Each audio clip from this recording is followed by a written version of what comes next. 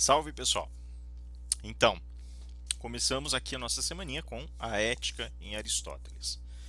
Eu vou tentar fechar aqui nesse vídeo a ética e eu vou deixar um segundo vídeo para vocês, né? Ficou para essa semana então aquela edição dobrada de vídeos, né? E daí nós já vamos entrando ali na Idade Média, tem bastante discussão para rolar.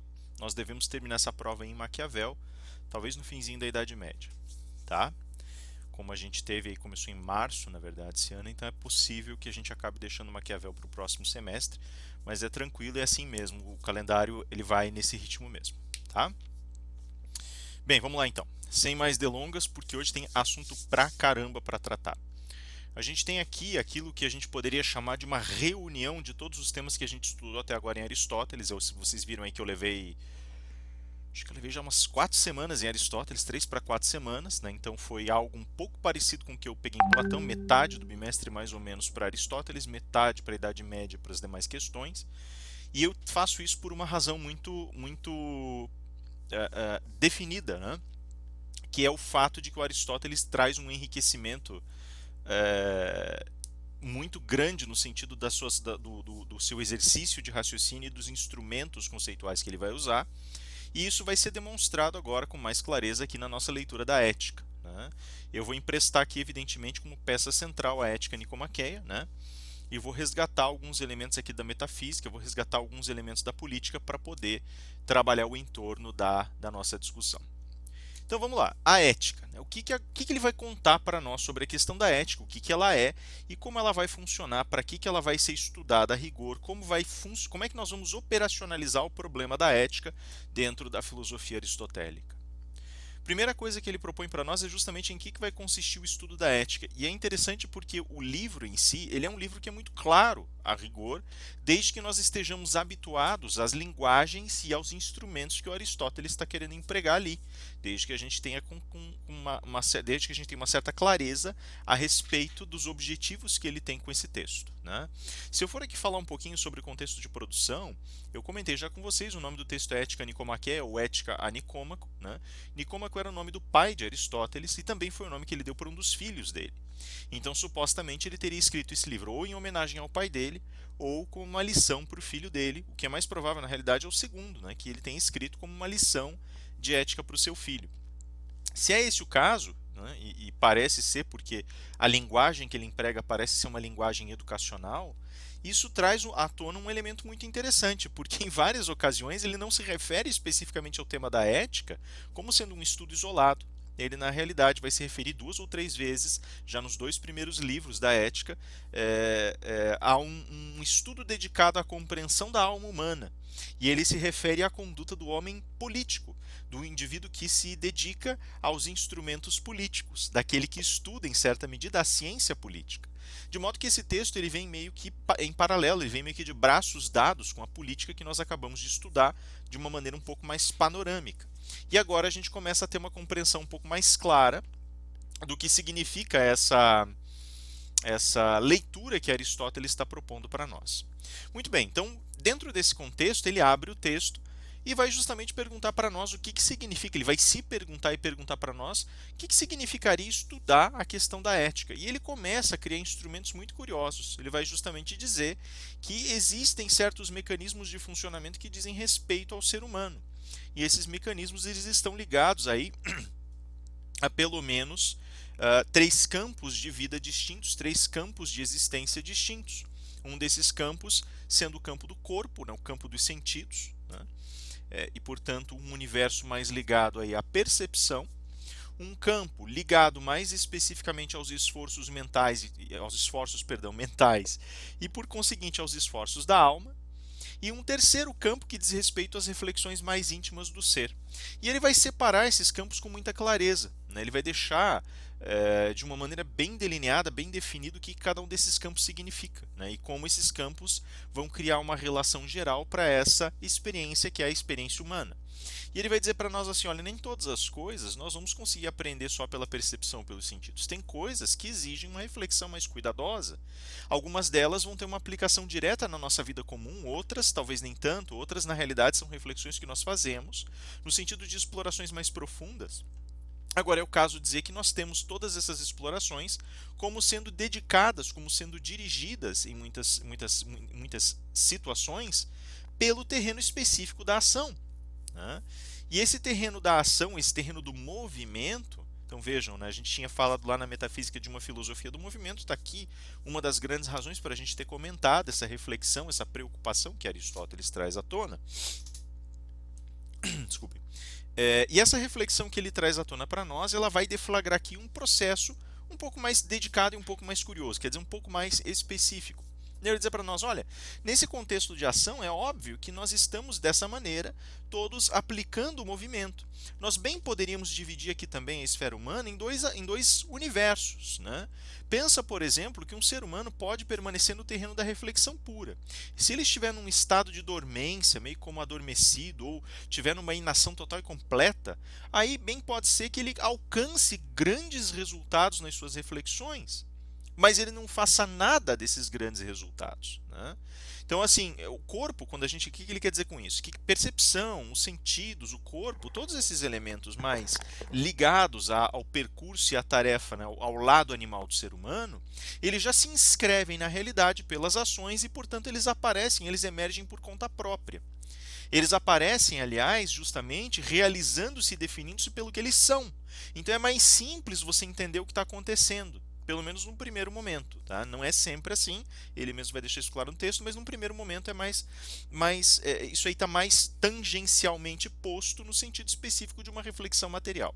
Aí tem um segundo momento, que é esse momento das diversas reflexões, né? Algumas que vão ser aplicadas para a materialidade, outras que não. Fala, olha, não importando a natureza delas, se você reflete e não faz uso disso, as reflexões ficam trancadas com você, não ganham posteridade e também não produzem frutos, não produzem resultados. Então, né, o que vem aí? Né? O que vem no sentido específico dessas reflexões? E aí, o que acontece? Dentro do contexto específico dessa leitura ética, o Aristóteles ele vai dizer para nós assim: o bom mesmo é quando você começa a produzir essas reflexões e você vê a inclinação derramar dessas reflexões no âmbito das relações diárias. Ali você vai ver que a ação vai fazer com que elas floresçam. E ali a gente vai ter um terreno de discussão mais amplo. E aí nós todos temos que ter uma percepção muito clara. As pessoas, quando elas agem, elas têm certas motivações, certos objetivos, certos propósitos. Nós talvez não concordemos muito como indivíduos no que diz respeito aos fundamentos das nossas ações. Talvez cada um de nós tenha um motivo diferente para fazer as coisas que faz. Talvez por isso mesmo vá decidir fazer coisas distintas. Ou até mesmo quando nós fazemos as mesmas coisas, nós temos finalidades, intenções muito diferentes. Você veja lá, por exemplo, o leque de professores que estão dando aula aí, né? O leque que está dando aula para vocês, né? E cada professor, evidentemente, vai ter um objetivo diferente, ainda que nós tenhamos um aparentado razoável, né? Que é justamente o de colocar certas questões em debate, né? Mas são questões diferentes, de universos diferentes, exigem caminhos diferentes, né? Então, o que ele está dizendo basicamente é o seguinte: olha, a gente sabe que existem essas distinções, mas a gente tem certos fundamentos, tem coisas que são comuns a todos nós. Nós sabemos, por exemplo, que todo mundo que se dedica a meditar sobre algo ou fazer algo, quando vai construindo suas meditações e suas ações, evidentemente tem como esperança um resultado mais elevado e maior, né? Você não vai investir esforço se for para piorar ou ficar na mesma, né? Ele vai dizer para nós lá pelas tantas: olha, suponha você, por exemplo, que você vai fazer uma tarefa, né? Veja, ele não conheceu a nossa sociedade, então isso já quer dizer muito a respeito da reflexão dele. Suponha você que você vai fazer uma tarefa repetitiva que todos os dias continua exatamente do mesmo jeito, exigindo esforço, assim, e assim vai exigindo de você um refino, uma habilidade maior, etc, etc, etc, mas o resultado que você quer alcançar, aliás, nem refino nem habilidade maior, né? O resultado que você vai alcançar, não é interessante se é o seu crescimento ou transformação do teu espaço, é nulo. Uma tarefa, portanto, que você executa sem melhorar, sem piorar, sem mudar nem estados em você mesmo, nem no teu meio, é uma tarefa que está fadada a não ter fim. Cara, se ele soubesse como esse dizer dele foi profético, né?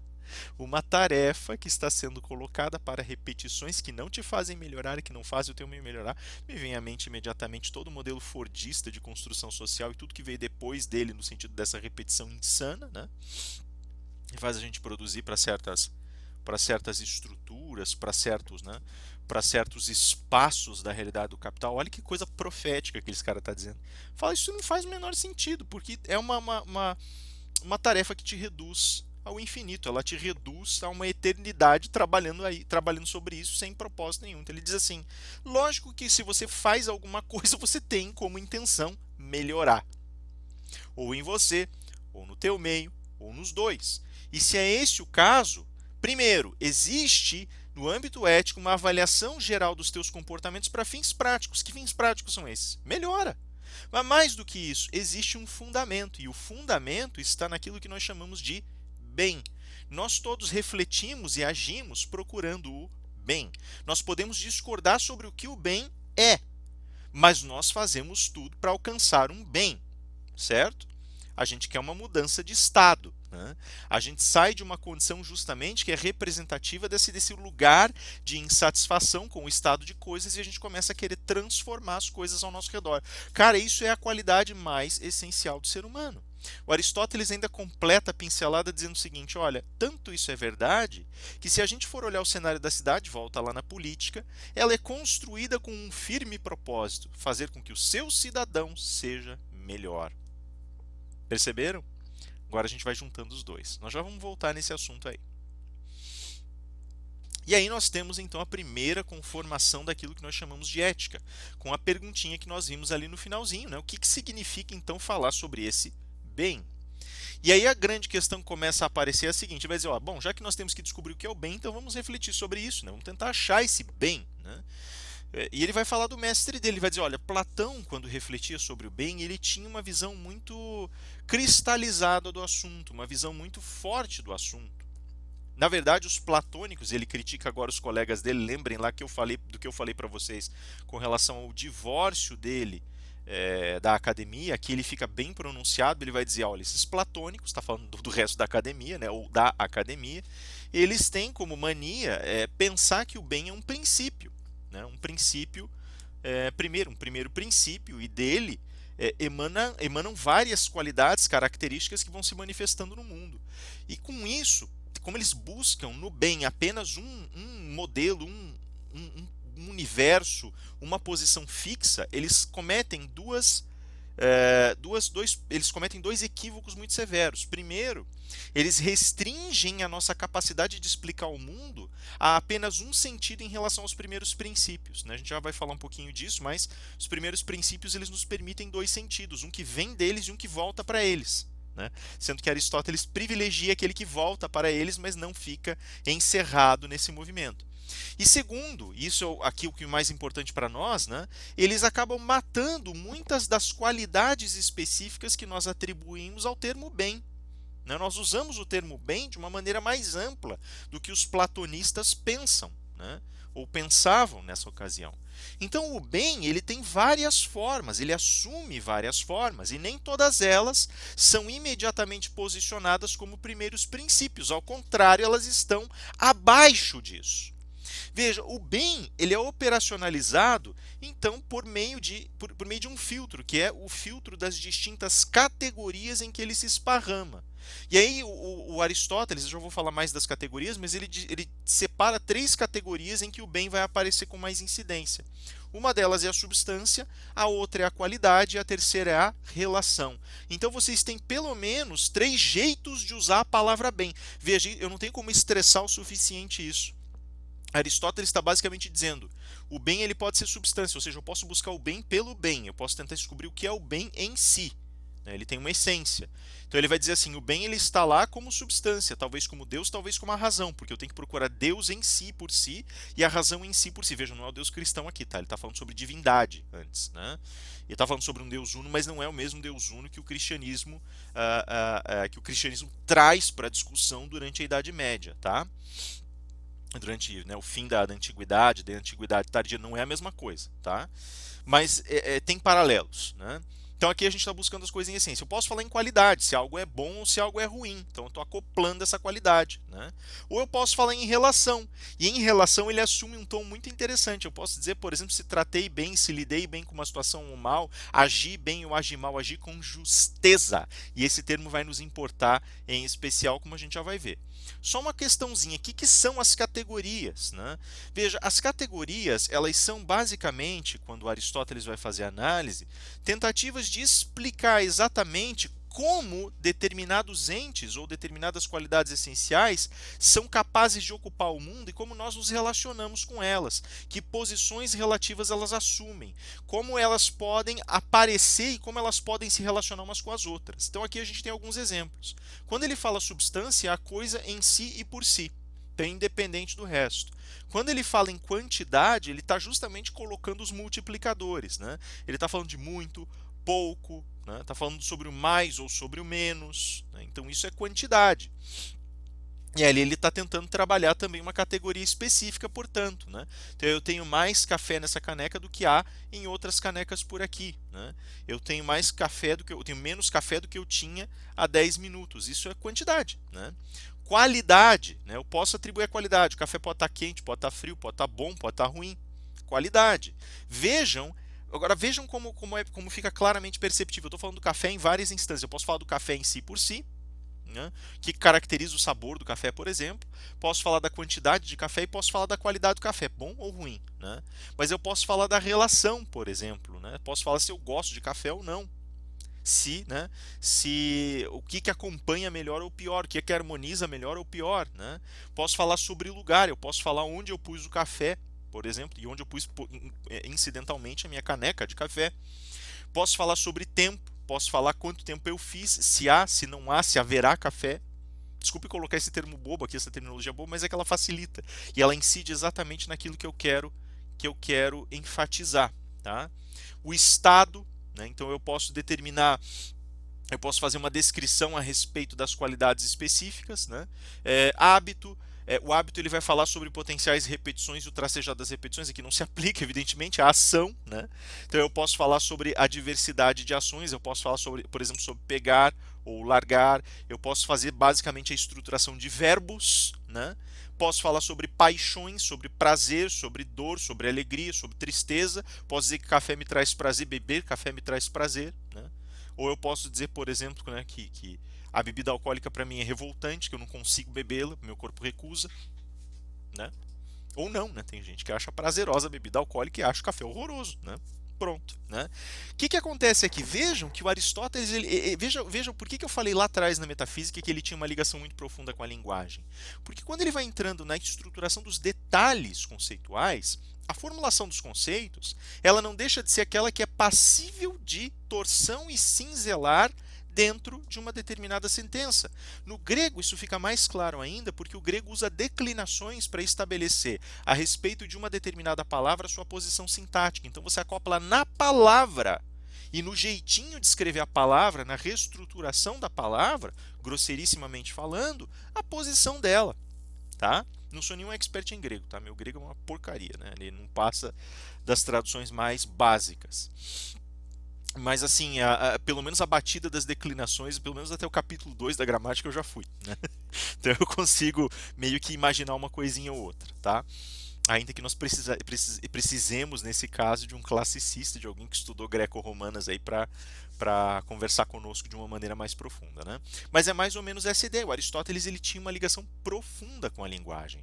E em todas as ocasiões em que ele ia falar sobre o ser, em todas as ocasiões em que ia falar sobre a manifestação do ser no ente, ele estava, de alguma maneira, falando sobre a estrutura sintática do discurso criado. E como eu consigo acoplar sem forçar a barra, né, de uma maneira que é natural, que aspas natural, né, ele chamaria natural, né, que flui no discurso esse elemento que está sendo colocado em expressão.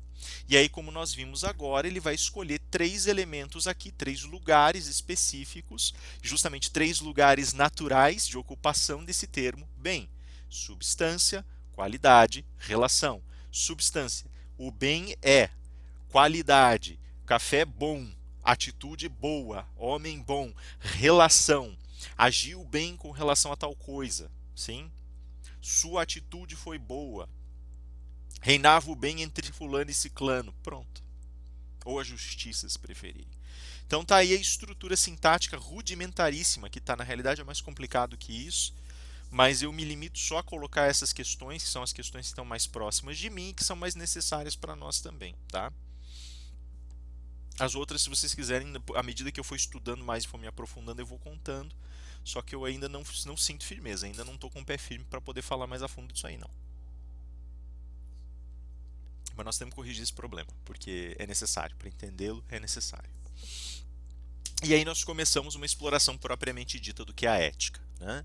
Então o que que acontece? Veja, como eu falei para vocês, esse primeiro problema talvez ele reste um pouquinho esclarecido, né?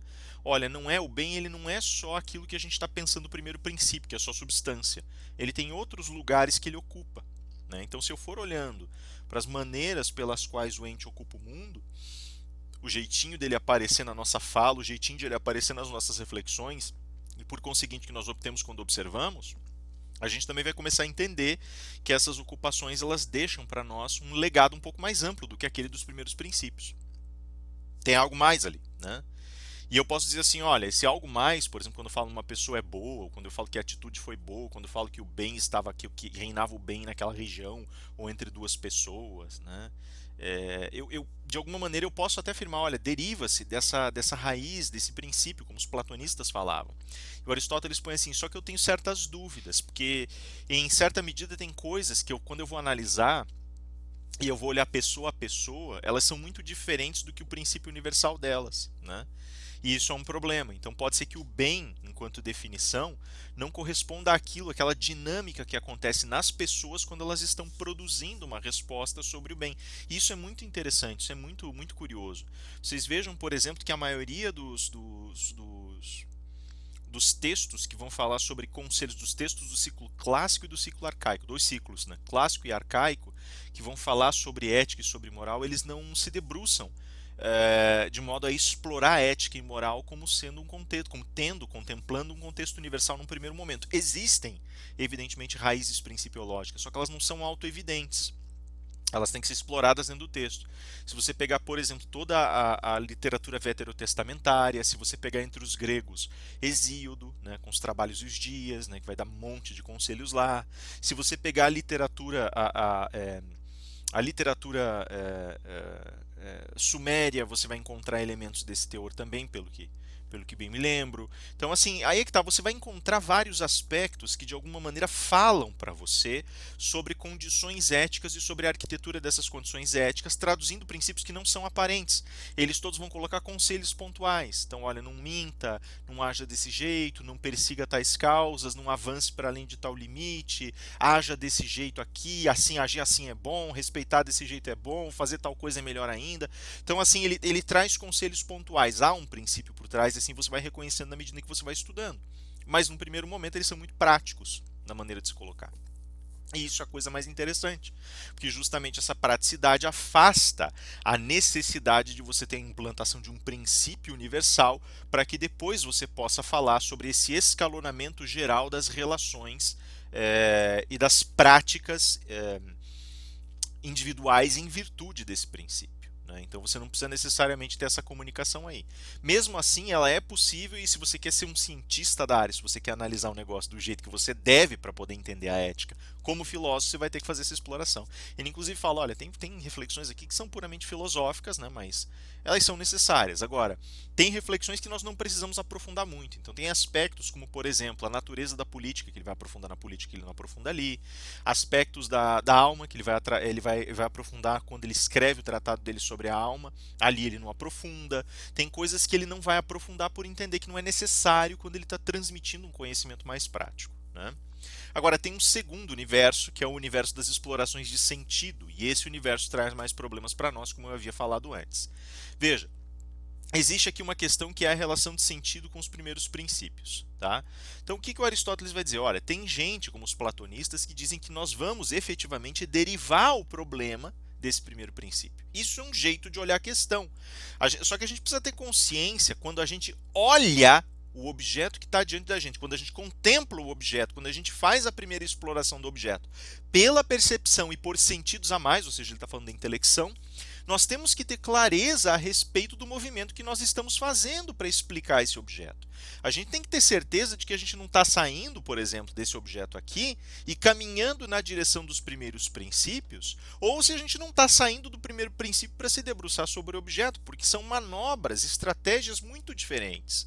Ter consciência dessas estratégias permite que a gente faça uma filosofia mais sólida, com resultados mais claros. E ele vai dizer: eu não tenho a certeza de que em todas as ocasiões em que nós vamos fazer contemplações e observações éticas, nós estejamos saindo do primeiro princípio para chegar aqui. Acho que é o contrário, às vezes a gente está saindo daqui indo para os primeiros princípios.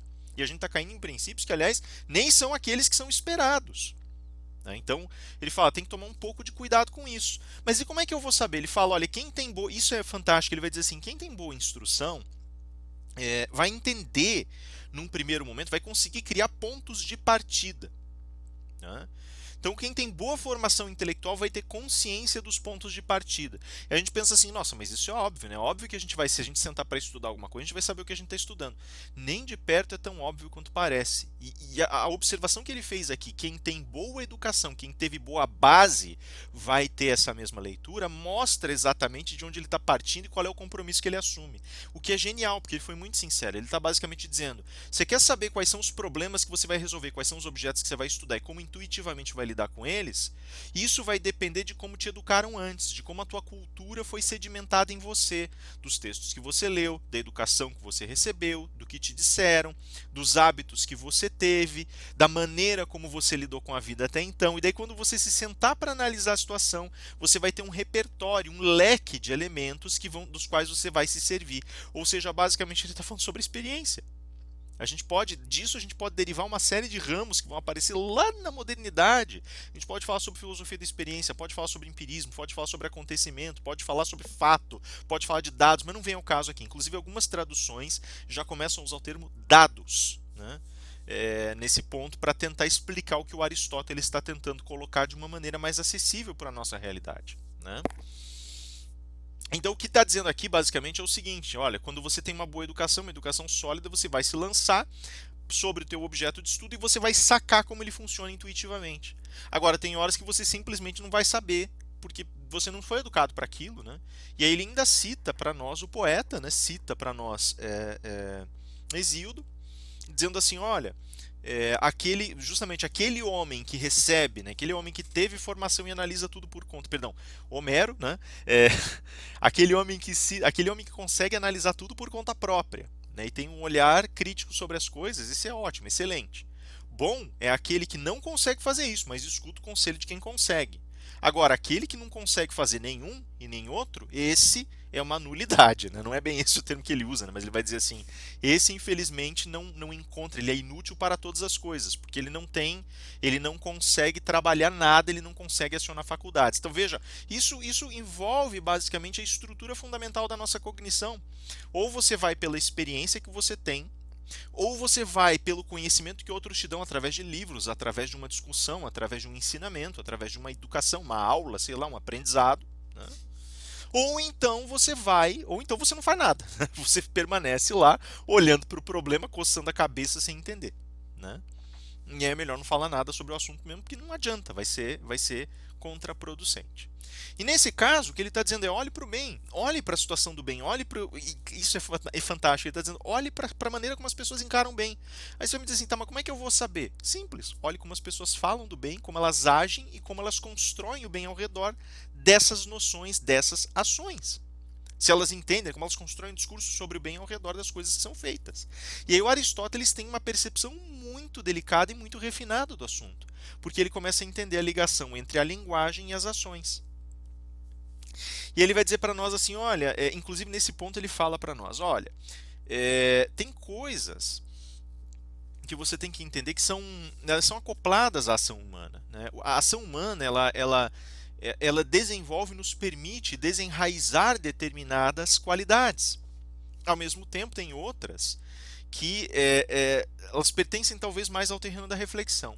Mas se nos concentrarmos a essa que define as ações, nós poderemos de alguma maneira perceber que quando fazemos juízo delas, nós colocamos essas questões como questões que permitem a gente honrar as pessoas que fazem, permitem louvar a ação, elevar, admirar. E esse é um ponto crucial e importante. Guarda ele por enquanto, né? O que mais interessa aqui é o seguinte, ele começa a entender assim, olha, como essas coisas todas estão ligadas às ações, a gente também tem que entender que tem certas qualidades de ações. Tem coisas que eu faço e que são suficientes por elas mesmas para que eu as faça. Elas se bastam a elas mesmas, né? Quando eu sento, por exemplo, para jogar xadrez, me basta sentar e jogar o jogo de xadrez. Quando eu sento para conversar com a minha esposa, me basta sentar para conversar com ela, porque é um prazer conversar com ela. Não, a questão da conversa é um pouco mais complicada, né? Todas elas são, mas a questão da conversa é em especial.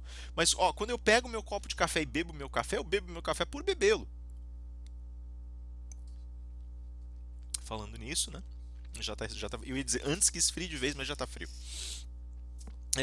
Mas quando o café tá bom. E aí a gente tem, portanto, ações que se bastam, são coisas boas que são boas em si, né? Agora tem outras que não são tão simples assim. Elas são boas, só que a gente faz esperando ter um fim. Voltem lá para a teoria das causas: formal, substancial, eficiente e final. Estão percebendo agora como as coisas estão agenciadas, né? Então, como assim coisas boas para um fim? Olha, tem atitudes, tem tentativas de estudo, de compreensão, de aprendizado que elas não se resumem a elas mesmas. Elas avançam para além delas mesmas e lá fora delas elas vão alcançar um resultado interessante, um resultado melhor. Tem coisas que não valem a pena por elas mesmas, mas no fim delas está o prazer, a alegria delas, a realização delas. Então, na finalidade, no telos, algumas dessas ações vão permitir uma constituição mais feroz. Isso significa basicamente que existem coisas que se bastam em si mesmas e outras que procuram se encaixar numa cadeia mais longa de realizações para chegarem a um resultado posterior. Aquelas que se bastam em si mesmas são já em si e por si fins. Aquelas que, por outro lado, servem como alavanca para outras tantas são meios. Então existem fins e meios éticos, tá? Fins e meios da minha ação. Como é que funciona essa questão então? Só para a gente ter isso bem claro. Eu posso, por exemplo, dizer assim: olha, um bom prato de comida é um fim em si mesmo. É um prato muito rebuscado, muito bonito, é um fim em si mesmo. Os recursos que eu quis obter para pagá-lo, não, esses são meios. Eu não quero a grana pela grana. Tem gente que quer, né? Tem gente que faz do dinheiro fim em si mesmo. É um absurdo. Aristóteles mesmo vai dizer, ele já diz isso lá na Política. Quem quer a riqueza pela riqueza não entendeu para que ela serve, quer coisa nenhuma, porque a riqueza é representação do valor de outras coisas. Ela é vazia de valor, de virtude em si por si, então é um engano, é um equívoco colocar aquilo ali como fim em si mesmo. É meio para um fim, portanto, e mesmo assim é um meio para certos fins, né? Isso é uma coisa que ele deixa muito claro aqui. Se você adequar o meio ao fim, ótimo. Se você não adequar, esqueça, vai dar tudo errado, né?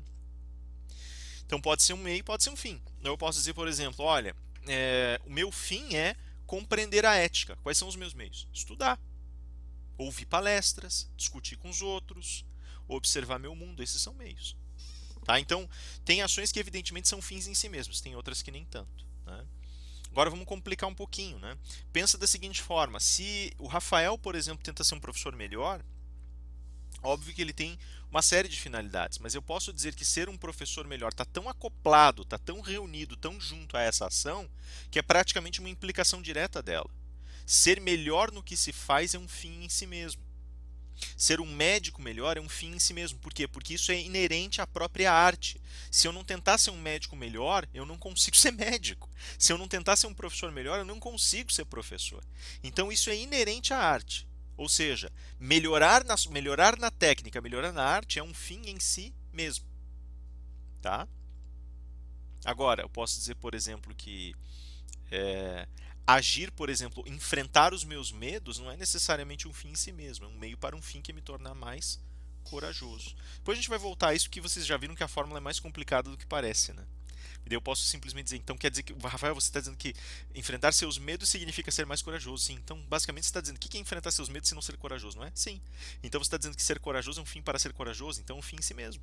Então vamos com calma, porque isso aqui vai complicar um pouquinho, tá? Mas deixa por enquanto. Veja, nós acabamos de encontrar um problema no final das contas. Porque é o seguinte, eu posso dizer, por exemplo, que o fim desse café, dessa infusão aqui, é ser bebida. Pronto, tá aqui o fim. Beber o café, esse é o fim, beber o café. Agora, eu posso dizer, por exemplo, que o fim da medicina é curar pessoas. Né? E por isso está inerente, aspas, muitas aspas aqui, por favor, quem é da área de saúde aqui me perdoe a impropriedade, é só para simplificar, tá? Nem de perto é tão simples assim, se a gente for olhar qualquer campo da área de saúde, né? gente vai perceber que os princípios eles são muito mais complexos do que isso, e as finalidades também, mas vamos trabalhar com essa hipótese por enquanto, então me perdoem em propriedade. E aí a gente tem esse desenho aqui, né? Então tá lá a finalidade clara, a coisa é um fim em si mesmo, acabou. Beleza. Pergunto, qual é a finalidade do ser humano? Essa é a pior pergunta que a gente pode fazer para um ser humano. Qual é a finalidade do ser humano? Né? Ainda costumava brincar em sala dizendo assim, para que você serve afinal? Esse não é a mesma coisa, tá? Finalidade, eu volto a insistir, telos não é a serventia, telos é a consumação, tem diferença, tá? Não é perguntar para que você serve, afinal é perguntar do que você é capaz. Tem uma diferença muito grande. E o que você vai realizar, o que você quer realizar. Tá? Então é uma equação muito diferente, tá? Nós não somos martelos, nós não somos, né? Nós não somos parafusos, nós não somos objetos simples, tá? Nós somos entes e entes complexos. Então, assim, o que acontece? Existem fins. Daí o Aristóteles segue mais ou menos essa linha de raciocínio. Ele vai dizer assim: todas as coisas que existem, todo ente que existe, né, todo ente, né, evidentemente, diante dos nossos olhos, ele tem certas qualidades e as suas qualidades são imediatamente adaptadas às suas finalidades.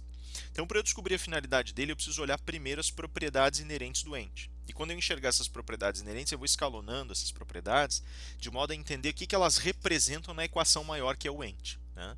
Ele vai dizer assim: no caso dos seres vivos, a gente pode ver diferenças entre espécies.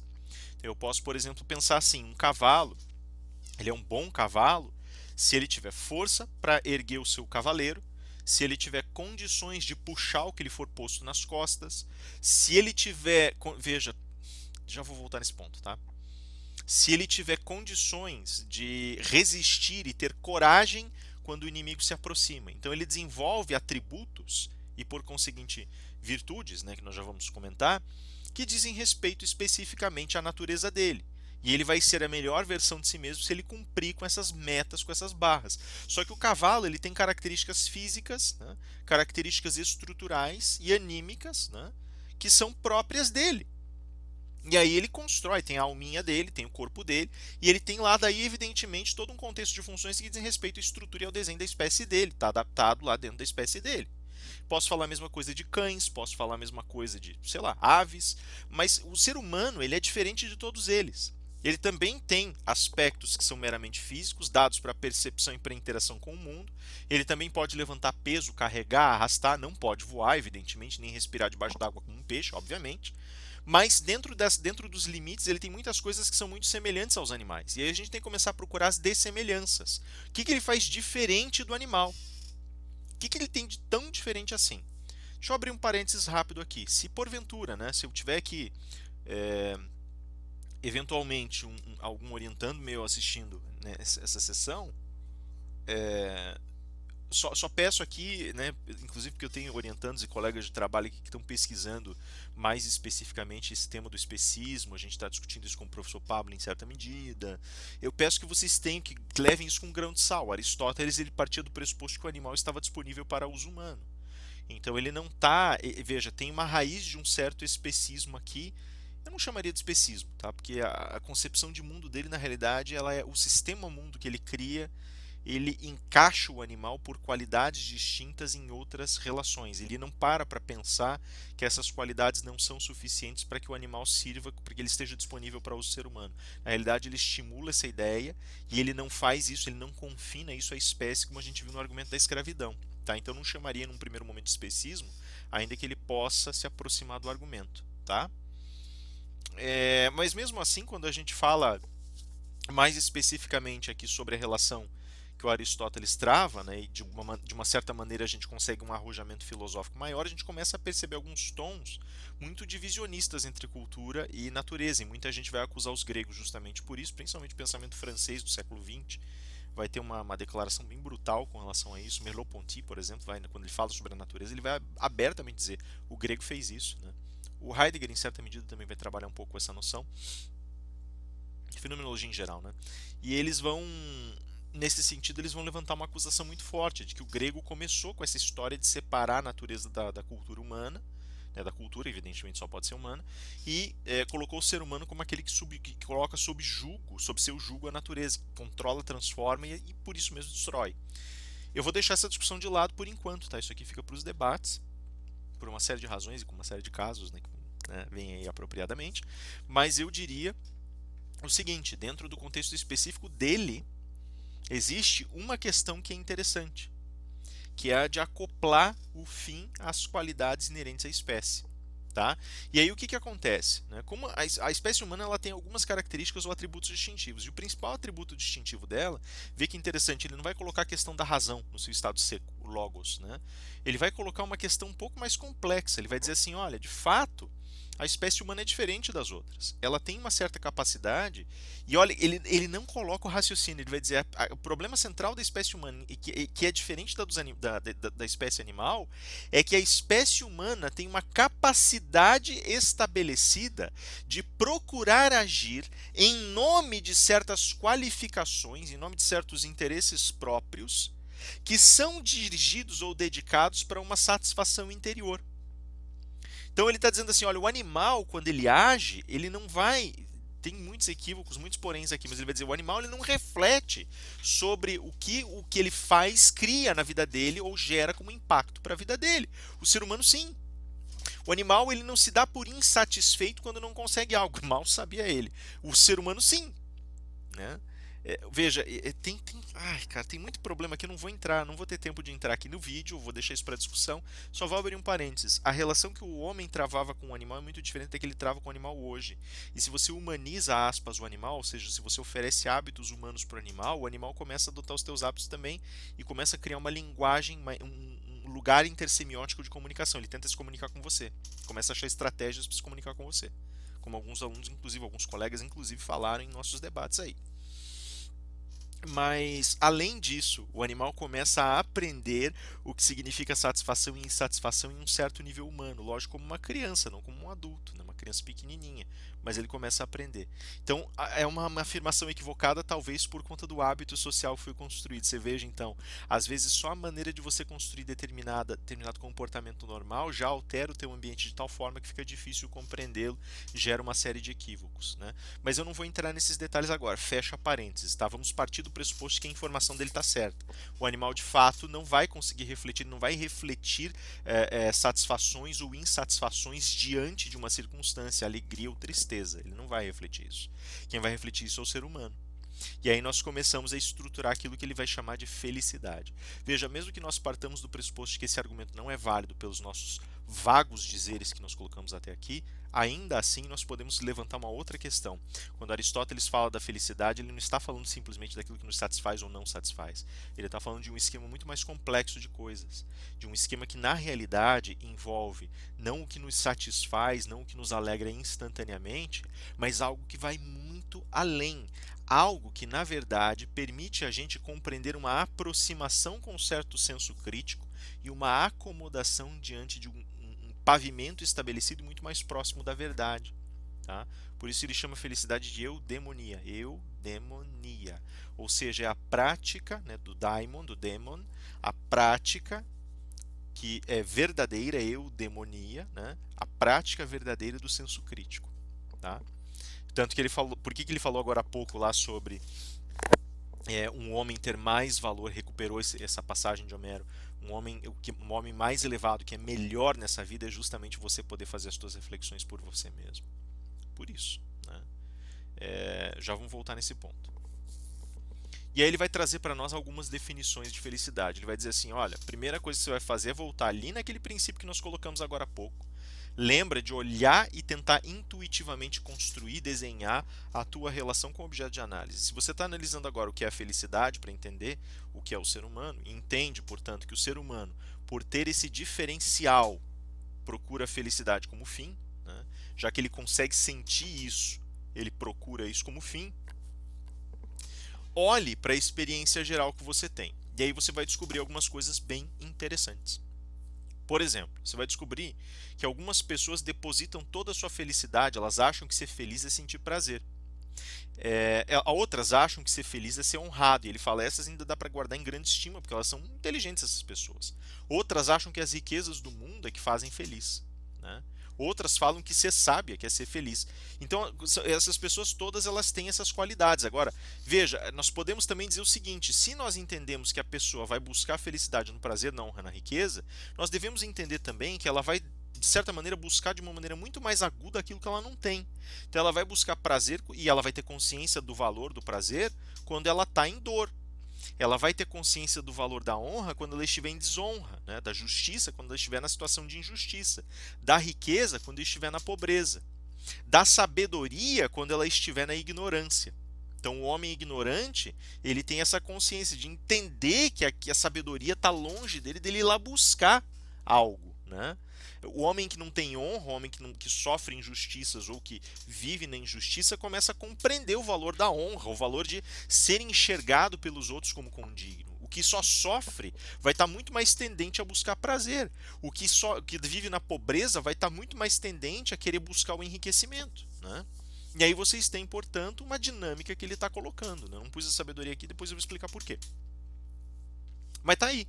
Então vocês têm esses três enlaces primordiais aqui, e ele vai dizer assim: olha, se a gente partir desse pressuposto, é isso que nós temos. Você pergunta para as pessoas o que é bom, alguns vão dizer: não, bom é sentir prazer, bom é a satisfação das coisas da vida.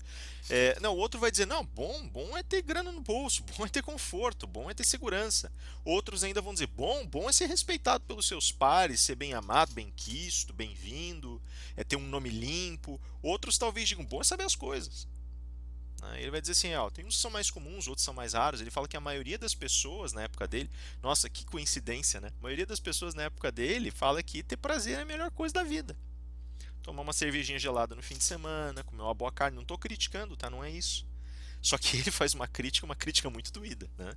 Aliás, ele é muito, ele faz uma crítica doída, mas ao mesmo tempo ele é muito sutil. Ele fala, olha, não há problema no prazer, né? O prazer não é horrível, ele faz parte da experiência humana. O problema é querer viver só pelo prazer, né? Ele fala, é muito curioso, assim, nós estamos mais ligados ao prazer, todos nós seres humanos estamos mais ligados ao prazer, porque isso faz parte da nossa natureza animal. Então de alguma maneira ele é mais latente, ele é mais passivo, ele exige menos esforço e menos acionamento das nossas faculdades mentais e físicas. Então o prazer para nós ele é um pouco essa coisa de ele traz um pouco nessa passividade aquele estado geral de amenidade. E isso Aristóteles vê com maus olhos. Ele vai dizer assim: nós vamos nos acostumando, né? Lembra do que ele disse na política: quanto mais você alimenta o teu desejo, mais você vai desejar, né? Você vai se habituando, e como você não se movimenta, como você não põe nada em movimento, nada muda. Ele só vem trazendo coisas para você e vai deixando as coisas nesse estado passivo. Você só se move na direção do prazer e olha lá, né? Ele vai dizer assim: isso é interessante porque diz respeito a essa latência da natureza animal. Então, se a gente estava pensando na felicidade como força geradora de sentido e diferencial, quando a gente liga a felicidade ao prazer, a gente está fazendo que nem o animal faz. O animal também consegue viver pelo prazer, só que ele não entende felicidade pelo prazer. Ele não consegue significar isso como felicidade. Nós sim. Então é isso que o Aristóteles quer dizer. O animal ele não consegue refletir porque ele não consegue significar, né? Nós conseguimos. Ele vai dizer, isso significa que a gente está pegando algo que é rico na gente, algo que é uma finalidade extraordinária, e está reduzindo a finalidade do animal, não vale a pena. Então ele meio que refuta, mas deixa ali em banho-maria a coisa. Ele vai dizer assim, tá, mas então vamos falar então, ele fala, as pessoas que vivem por riqueza, mesma coisa, porque a questão é o conforto, né? A questão não é a riqueza em si, a questão é que a riqueza pode trazer, e ela vai trazer prazer, né? E aqueles que vivem pela honra, ele fala, esses são interessantes, porque quem vive pela honra supostamente está fazendo uma coisa muito nobre, está vivendo pelo renome, pelo papel que tem numa sociedade, pelo respeito dos seus pares e para respeitar seus pares. Ele fala só que tem alguns problemas com a honra, porque na medida em que você vive por ela, você começa a perceber também que você tem que agir de acordo com determinados modelos, né, com determinados estilos de vida que são colocados na tua sociedade. Isso traz um problemão, que é o fato de que a honra nunca é você que conquista, sempre é atribuída a você. Alguém sempre vem e diz, você é honrado, né? Resguardadas as possibilidades de você de repente ser considerado desonrado, mesmo sendo honrado ou vice-versa, esse é o primeiro problema, é alguém vir e fazer a atribuição da honra a você. Desculpem, vir e fazer a atribuição da honra a você, e nessa atribuição você acaba vinculando a tua felicidade, a tua satisfação a esse olhar, a esse jeito do outro. Mas mais do que isso, quando você fala especificamente sobre a honra, as pessoas ainda falam assim, olha, a construção desse aparato do indivíduo honrado, ela também traz o problema da passividade. Como eu estou recebendo dos outros, e como eu só preciso manter certa conduta, certo nome limpo, pode ser que eu comece a me acomodar também. E nessa acomodação, de novo, não há movimento e por isso não há uma evolução, um progresso, né? E ele vai dizer assim, então aqui a gente já tem um outro problema, né? É, com relação ao conhecimento da sabedoria, guarda esse por enquanto, né? Esse, na verdade, assim, eu vou procurar mais conhecimento. Esse já começa a ter um semblante da geração de um certo movimento, então reserva ele por enquanto. Tem um problema aqui que ele coloca que eu acho interessante, mesmo entre, né, o que nós temos aqui como sendo a relação tríplice dessas definições de felicidade e suas refutações. Tem um momento em que ele vai dizer assim: sabe por que é importante conhecer isso? Porque se você entende o que motiva as pessoas a fazerem as coisas, você entende exatamente como você deve coordenar esforços para conduzi-las. Aí você fica pensando assim, nossa, que raposa, né? Ele estava querendo ensinar para o filho como é que você controla as pessoas, controla pelo prazer, controla pela honra, controla pela riqueza. E sim, se você for mal intencionado, você consegue fazer isso. Aliás, quando a gente chegar em Maquiavel, a gente vai ver que alguns dos conselhos mais horrorosos que ele dá no Príncipe vêm justamente disso. É pegar o sujeito pela riqueza, pegar o sujeito pelo prazer, mas saber com quem que você está lidando antes. E a honra ela aparece também, de um jeito muito, muito, muito diferente, chamado virtude. Né? Então, ele sabe controlar o jogo. Só que Aristóteles não está ensinando para isso. Na realidade, o que ele está querendo dizer é o seguinte: olha, se você seguir a tua virtude de governante, por exemplo, se eventualmente for parar na vida política, seguir a tua virtude de governante, a tua intenção é sempre fazer o melhor para as pessoas. Né? E aí ele vai dizer justamente isso. Ele vai falar assim: olha, o papel do governante, o papel do legislador, né? O legislador e o governante eles são praticamente uma figura só nesse momento, né? É fazer com que o cidadão da cidade melhore, né? Foi o que eu disse lá no começo, é com que ele se torne mais elevado, mais refinado, melhor. E se essas coisas vão deixar o cara estagnado, vão deixar a pessoa estagnada, elas não prestam. Você tem que achar alguma outra que faça com que elas evoluam. Né? Se elas estão motivadas para ir atrás da felicidade e estão alojando a felicidade em lugares que deixam ela estagnada, né, que as deixam estagnadas, esses lugares não são bons. Você tem que achar um outro e tem que educar de um outro jeito. Isso faz parte da experiência política e faz parte do papel do governante. Né? Bom, aí ele vai dizer assim, olha, tá aí, nós temos então uma estrutura que diz respeito especificamente a esse modelo de felicidade. Né? E aí ele vai dizer assim, tá, a felicidade, no final das contas, ela envolve dentro desse contexto também a necessidade de um certo refino do indivíduo. Ele está fugindo das coisas que são ruins e está tentando ir para as boas. E como ele está tentando ir para as boas, ele também está tentando crescer na direção delas e está tentando se limar, está tentando melhorar para obtê-las. Né? Em alguns casos com maior incidência, em outros com uma incidência muito menor. Se ele está fazendo isso de fato, então o âmago da felicidade está nesse negocinho chamado virtude. E ele vai dizer para nós, olha, então a grande questão na realidade é que a felicidade só vem em função dessa virtude. Né? Mas como assim em função da virtude? Veja, quando eu estou numa posição passiva, o que eu estou procurando no que eu quero é justamente aquilo que há de melhor nas coisas que eu quero. Certamente eu não vou procurar, por exemplo, beber um café se eu não achar que o café é prazeroso. Né? Eu vou escolher outra coisa. Né? Posso até beber o café, não tem água, não tem mais nada. A única coisa que tem para matar a tua sede é café. E eu detesto café. Ok, né? Tem água no café, eu bebo. Né? Ainda que seja contraditório ter café e não ter água, não é algo impossível em termos lógicos. Né? É improvável, vamos colocar dessa forma. Aí eu vou lá e bebo. Acabou. Né? Mas é lógico que eu vou procurar isso aqui pelas qualidades mais elevadas que existem na coisa. Se eu busco a honra, claro está que eu procuro a honra porque a honra tem qualidades inerentes a ela própria. Né?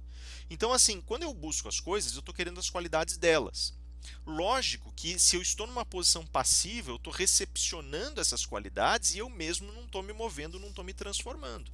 Tem situações, evidentemente, que vão se aplicar diretamente sobre mim e ali eu vou construir determinados valores, vou elevar certas qualidades e refinar certas qualidades em mim. E aí, nesses casos, nessas situações, eu vou chegar, vou alcançar esse espaço, que é o espaço específico da assim chamada virtude. Né? Então a virtude, na realidade, ela aparece, ela está intimamente ligada à felicidade, porque quando eu estou querendo ficar feliz por alguma outra coisa, é a virtude da coisa que me anima. Mas tem situações, inclusive, em que certas virtudes que estão em mim e elas vão gerar uma certa transformação e nós já vamos ver como. Aí vem a pergunta dele, mas que raios é a virtude então? E aí a questão que ele vai começar a trabalhar é justamente que tipos de virtudes existem. Ele vai dizer assim, olha, tem certas virtudes que elas vão ser elaboradas, elas vão ser trabalhadas dentro de um contexto que advém especificamente de treinamento. Né? Então, por treinamento, eu vou estabelecer meios desde os quais eu vou conseguir cultivar certas virtudes em mim. né? Então veja que agora eu já não estou mais procurando a virtude da coisa, estou buscando cultivar a virtude em mim, né? O que que acontece na verdade? Por que que ele está fazendo a colocação dessa forma? Ele vai dizer assim: se você quer honra, você vai ter que melhorar em algum ponto, né? Por mais que você possa ficar estagnado, em certa medida você vai ter que trabalhar para conquistar essa honra. Para você alinhar o que publicamente aparece e o que no sentido privado ou essencial você tem, você vai ter que ser virtuoso o suficiente para sustentar o teu renome, em alguma medida, em algum ponto da tua vida. No que diz respeito ao prazer, se você quer obter o prazer e você sente prazer com as coisas, evidente está que você precisa saber, no mínimo, como obter esse prazer. Então ali você vai ter que começar a escalonar e a melhorar em alguma medida, né? Por mais que você permaneça naquela estagnação total e absoluta, a complexidade, o ganho de complexidade dos prazeres vai fazer com que exista um ganho de complexidade nas tuas ações também, né? Além do que, se eu descartar todas essas relações de estagnação, eu devo lembrar o que, que eu devo buscar como felicidade. E aí ele vai colocar um ponto que é super importante para a gente entender por que, que o movimento é obrigatoriamente instaurado no regime da felicidade e da virtude. Ele vai dizer para nós assim: a felicidade ela é muito curiosa, você não obtém ela sozinho, né? A felicidade, ele vai dizer assim, se você pensa da seguinte forma, né? Você, por exemplo, é uma pessoa que é feliz, tá? O Rafael é feliz. O Rafael é feliz tomando café dele, o Rafael é feliz lendo os livros dele, ele é feliz no conforto dele, ele é feliz dando as aulas dele. Quanto tempo o Rafael vai ficar feliz desse jeito, sabendo que, muito embora ele seja muito feliz, a esposa dele não é? Se ele ama a esposa dele, não vai querer que ela seja feliz também? Se ele quer que ela seja feliz, ele vai evidentemente tentar providenciar para que aquilo que ela quer para ser feliz esteja disponível para ela. E aí ele vai ter que começar a laborar por isso. Mas piora, porque se ele se coloca em relação a ela, se ele se coloca em virtude dela, ele também, ao construir a sua própria felicidade a dela, começa a entender que ele tem um papel na felicidade dela. Por exemplo, olha, a felicidade da tua esposa é que você não fique trancado no escritório tempo demais, lendo os teus livros, mas que você passe mais tempo com ela, que você passe mais tempo com a família, né? Pronto, então eu tenho que abandonar isso, eu tenho que mudar os meus hábitos e eu tenho que ir lá para fora. Ah, mas eu tenho dificuldade de lidar com pessoas, eu sou meio, né? Eu tenho dificuldade de conversar. Você vai ter que desenvolver isso, né? Então percebam que como a felicidade ela não é isolada, como ela não acontece só com o indivíduo, ela começa a fazer certas exigências. Vai além, né? O Aristóteles ele também está se referindo ao espaço da felicidade que diz respeito a descendentes e ascendentes. Ele vai dizer assim, ó, pensa na honra, por exemplo, né? Se eu pensar só na honra, no prazer, veja, quando eu penso no prazer, eu penso que os meus descendentes, as pessoas que eu amo, eu quero que elas tenham prazer. Eu também penso que as pessoas que eu amo, quero que elas sejam honradas e quero que elas lembrem de mim com honra e que carreguem algo de bom de mim para elas, que tenham um legado bom. Então eu tenho que me preocupar em melhorar para que elas também melhorem. Eu tenho que me preocupar em dar um bom exemplo e, além de tudo, tenho que me preocupar em me transformar para que elas fiquem satisfeitas e para que elas também sejam honradas. Tenho que fazer um esforço que vai além das fronteiras e dos limites do meu próprio ser, né? Vai além da minha pele. E agora, o que acontece dentro desse contexto? Desculpem. O que acontece dentro desse contexto? Dentro desse contexto, quando eu expando o limite da felicidade, eu começo finalmente a entender, portanto, que a felicidade rompe certas barreiras ocasionais, rompe os limites da ação. Por isso ele vai lançar uma pergunta interessante no texto. Ele vai dizer assim, talvez a felicidade eu só consiga medi-la no instrumento e na medida essencial de uma vida inteira, que é o que o Solon fala. Ele vai dizer, será que o Solon está certo? Tá, mas então eu tenho que viver a vida inteira para saber se eu fui feliz, e daí quando eu descobrir se eu fui ou não fui feliz, eu já não fui mais feliz lá atrás, daí eu tenho um paradoxo, né? Porque eu não sinto a felicidade, mas vão dizer que fui feliz porque senti mais felicidade do que infelicidade ao longo da vida, e fala, isso também não tem cabimento. E aí ele começa a construir uma relação nova com a felicidade. Ele vai dizer assim, a felicidade ela não está nessa coisa que a gente tem, que é esse sentir e esse depender do prêmio do outro e do objeto externo. Isso é muito volúvel. Essa volubilidade não cabe à felicidade. Ela tem que estar dentro da gente.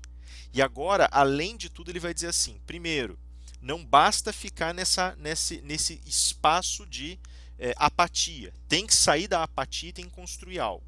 Segundo, a felicidade não pode estar na virtude das coisas, tem que ter em algum outro lugar que está em você, para que você melhore e participe da felicidade dos outros, para que os outros, quando participarem da tua felicidade, seja pela melhora deles, para que a felicidade se construa coletivamente, mas principalmente para que ela torne você independente das coisas. Onde ele está querendo chegar com isso?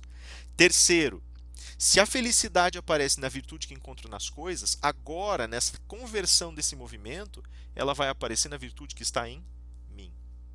Então a felicidade existe em função da virtude, e agora eu sou obrigado a responder o que é virtude. Agora, voltando ao problema específico da virtude intelectual e da virtude moral, vai dizer assim: olha, das coisas que você pode desenvolver em você para alcançar objetos lá fora, para melhorar para os outros, para melhorar para si mesmo. Tem aquelas que melhoram só com aprendizado, com esforço, com observação, com repetição.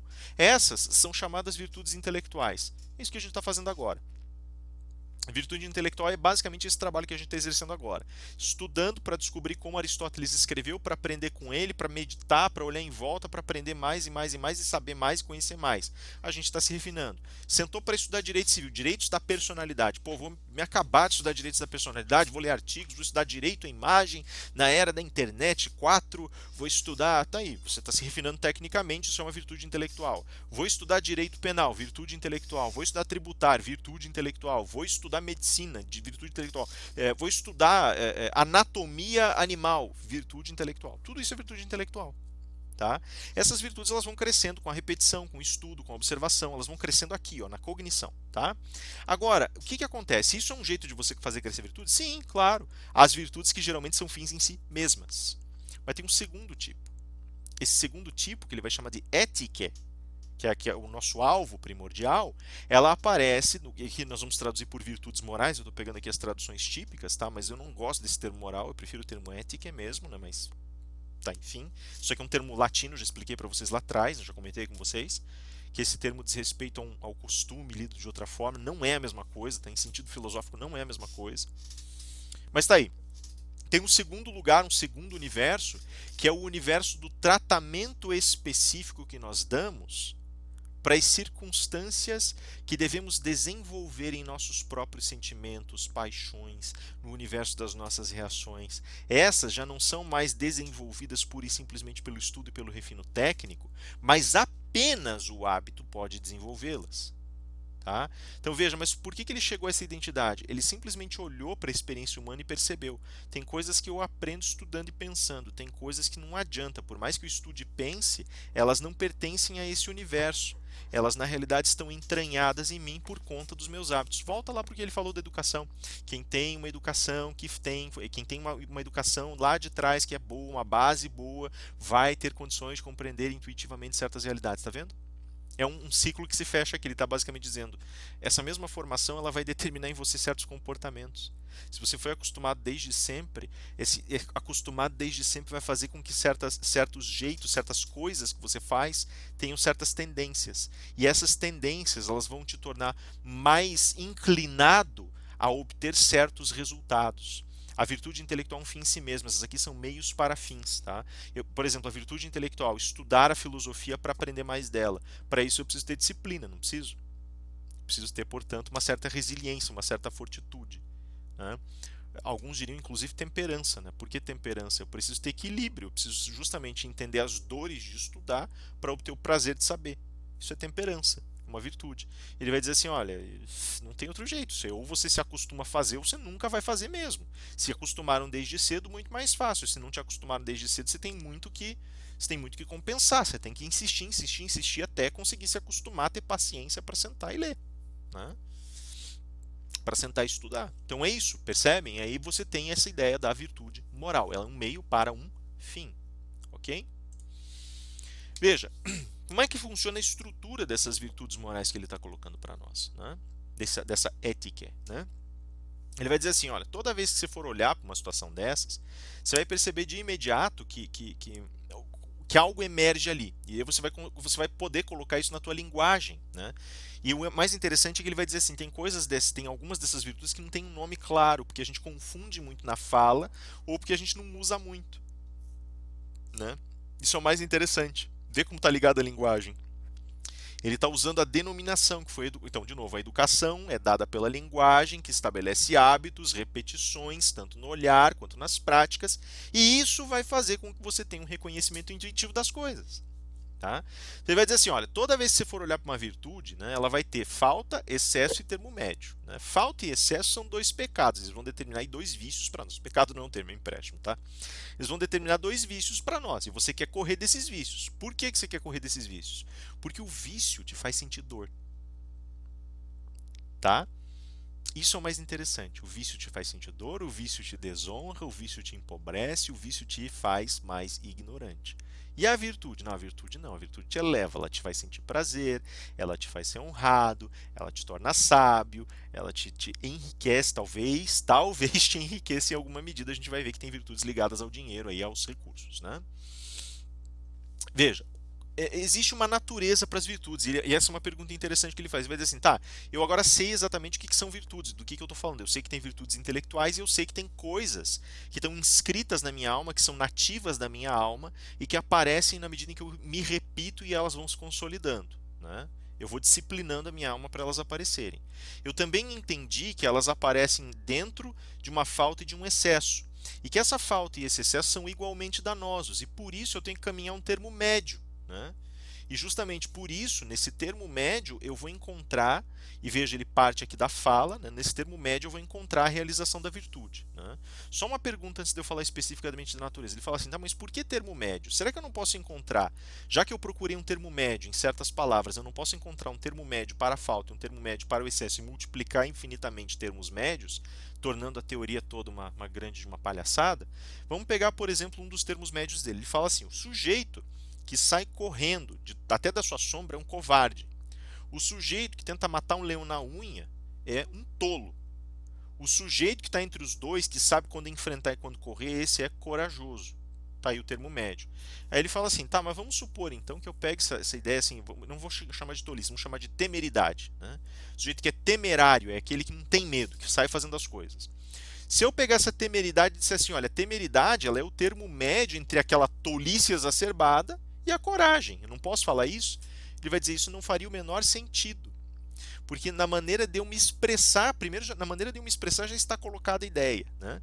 Segundo, se eu tento transformar o vício num termo médio, eu evidentemente mato a possibilidade de uma constatação mais clara das consequências danosas que ele gera. Eu estou simplesmente dizendo que menos dano é virtude. Então não pode acontecer, né? Além do que, em terceiro lugar, ele mesmo diz, olha, a gente teria aqui uma multiplicação ao infinito que tornaria a teoria inútil, de fato, provaria que a teoria é inútil, só que não tem o menor cabimento, porque nós não vamos ter a virtude, ela não é, como ele vai dizer, o terreno das coisas infinitas, e sim das coisas finitas, tá? A gente vai ver depois, a virtude ela é sempre finita, o vício é sempre infinito, a gente vai ver depois como isso acontece. E ele vai dizer assim, olha, passado isso, vencido isso, nós podemos pensar da seguinte forma, nós temos dentro da estrutura do desenho geral das virtudes, a necessidade de descobrir qual é a natureza delas. Nós sabemos que elas pertencem, que a virtude pertence à alma, que as virtudes pertencem à alma.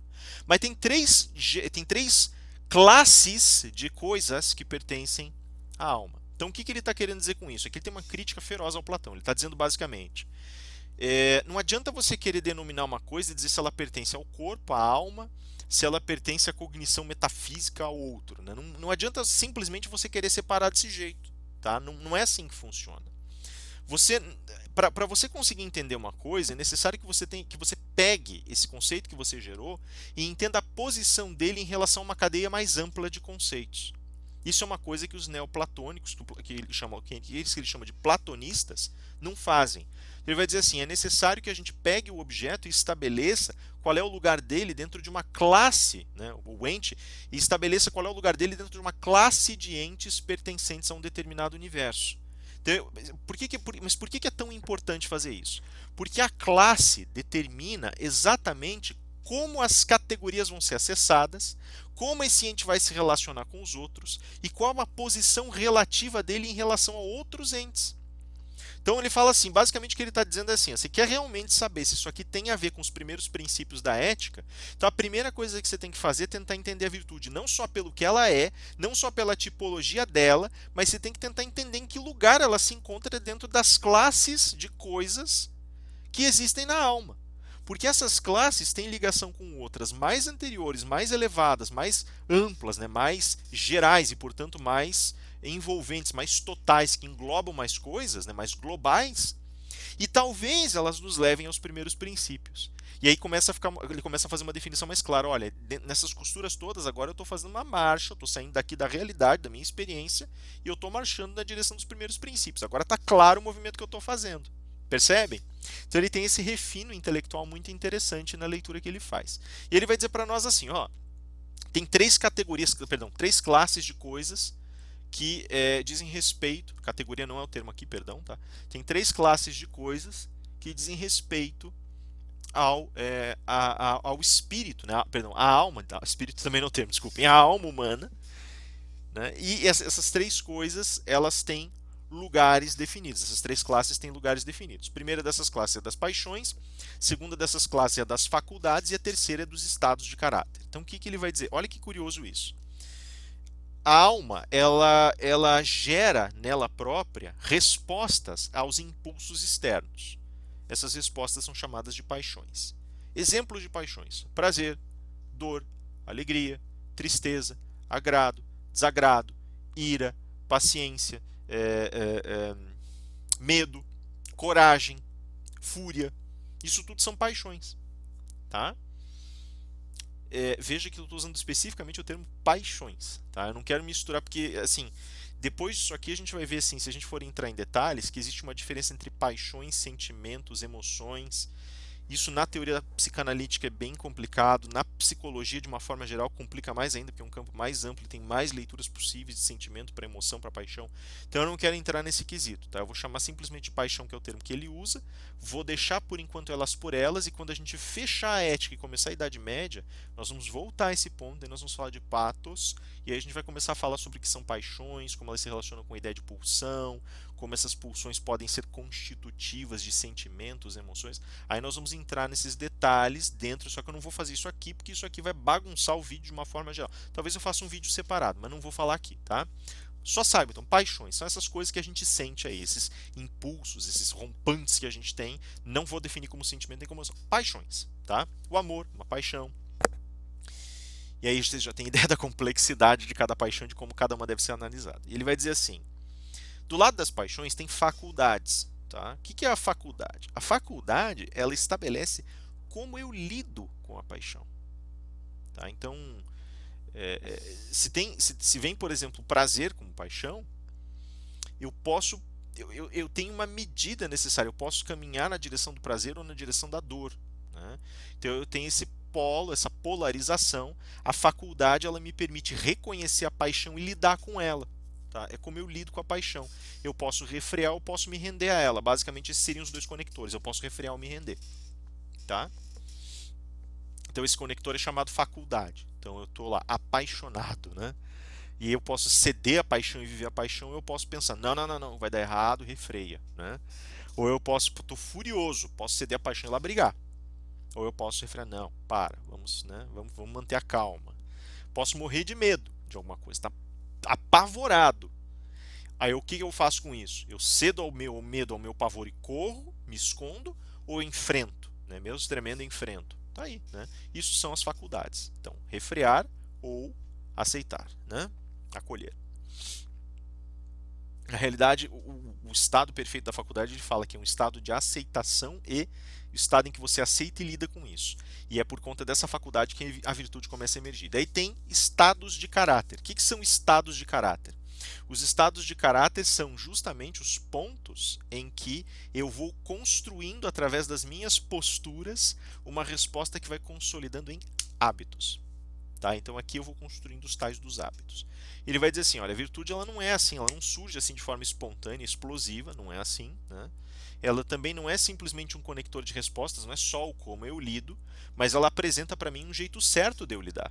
Né? A virtude ela tem isso, assim, ela não é só o prazer é uma virtude, não é assim, nem todas as paixões vão estar ligadas a virtudes. Faculdades, tá? Se eu cedo ou não cedo, isso também não diz respeito à virtude, já que a virtude me faz melhorar. Então, se eu cedo, por exemplo, ao medo, que melhora foi essa? Eu piorei. Então, não tem nada a ver com virtude. Agora, o estado de caráter que constrói através do hábito, esse sim. A virtude é, portanto, um estado de caráter, tá? Então, por que estado de caráter? É justamente, ele tem a característica do ethos. Ele, inclusive, faz esse trocadilho, como o próprio nome diz, ética, né? Ethos quer dizer justamente percurso, caminho ou caráter. Tá? Então, é o desenho que eu estou construindo a partir das paixões que eu recebo e das escolhas que eu faço. Eu vou fazendo as escolhas certas e as escolhas certas que eu faço vão me levando a construir bons hábitos. Sim? E ele vai dizer uma coisa muito interessante para nós nesse ponto, aliás. Né? Ele vai falar assim, olha, ele fala ali, então, justamente, a virtude é um estado de caráter preocupado com a escolha. Tá? E aí ele vai dizer assim, ó, agora entra a grande questão, ele vai dizer assim, Sabe, não interessa, quando eu tenho uma escolha para fazer, é muito curioso, é muito difícil, é um pouco injusto conosco, na verdade, mas é mais ou menos como dar um tiro de flecha. Você tem um alvo e você tem um alvo para acertar, e você tem um jeito de acertar. Todos os outros são erros. Não interessa se você errou por mais ou por menos, você errou do mesmo jeito. E se você não se esforça para acertar, você nunca vai virar um arqueiro melhor, né? Se você vai, né, laçamente, só meio que acertando, ou se você erra completamente e nem liga para o que você está fazendo, né, se a flecha nem chega ao alvo, você errou do mesmo jeito. Agora, o alvo, quando você acerta, pronto, você sabe, você tem certeza que acertou, porque é só aquele acerto. Vai falar, a virtude é a mesma coisa. Né? Por que ele é um estado de caráter preocupado com a escolha? Né? Ela vai olhar para a faculdade e vai se preocupar, ela não está preocupada simplesmente em dizer, olha, aceita ou cede, né? Perdão, aceita ou refreia, né? Cede ou enfrenta. Ela não está preocupada só com isso, ela está preocupada em descobrir qual escolha é certa. Sim? Então não é o cede ou enfrenta, é o enfrenta. Sim? Não é no caso, por exemplo, da coragem, né? Para você ser corajoso, então você escolhe enfrentar o teu medo ou você escolhe ceder ao teu medo. Não, enfrentar. Para ser corajoso é enfrentar. Eu posso fazer várias outras coisas. Eu posso fugir, eu posso me esconder, eu posso engolir em seco, eu posso ficar calado, eu posso ficar imóvel. Todas essas são modalidades distintas de não enfrentar o meu medo e de ceder ao meu medo. Não importa, né? Eu posso ser, por exemplo, desonesto com grana. Eu tenho que pagar, por exemplo, vintão para uma pessoa. Eu posso enrolar por 2 anos e não pagar, eu posso fingir que esqueci, eu posso dizer que paguei e não paguei, eu posso, sei lá, eu posso fazer qualquer coisa. Todas essas outras formas são erros, o único acerto é pagar. Então ele vai dizer assim: a grande questão é que existem muitas formas de errar, mas apenas uma de acertar. E a virtude é exatamente assim: existem muitas formas de errar e apenas uma de acertar. Por isso, quando nós falamos especificamente sobre esses estados de caráter, nós não podemos falar em faculdades. A faculdade ela fala dos modos de errar mais o modo de acertar. A virtude não, ela só quer o modo de acertar, e é só aquele. E aí ele vai reunir um monte de virtudes. Ele vai dizer assim: cada virtude ela aparece como reflexo distante de uma paixão, passando pelo filtro da faculdade e chegando àquela decisão certa. A virtude ela recebe o nome da decisão certa. E do lado dela você vai ter o nome de um vício pela falta e um vício pelo excesso. Ou seja, pela falta ou pelo excesso, errou. É a marca, é o exato lugar do tiro. Ali é bem na justa medida que você consegue acertar, é bem na junta. Né? Senão não adianta nada. E ele vai dizer assim, ó, vamos pegar exemplos aqui. Tá? Então, com relação ao teu medo, à tua bravura, tem esse trem chamado coragem. Você pode ser, por exemplo, um covarde. Né? Você pode ser uma pessoa que morre de medo até da própria sombra, não enfrenta nada.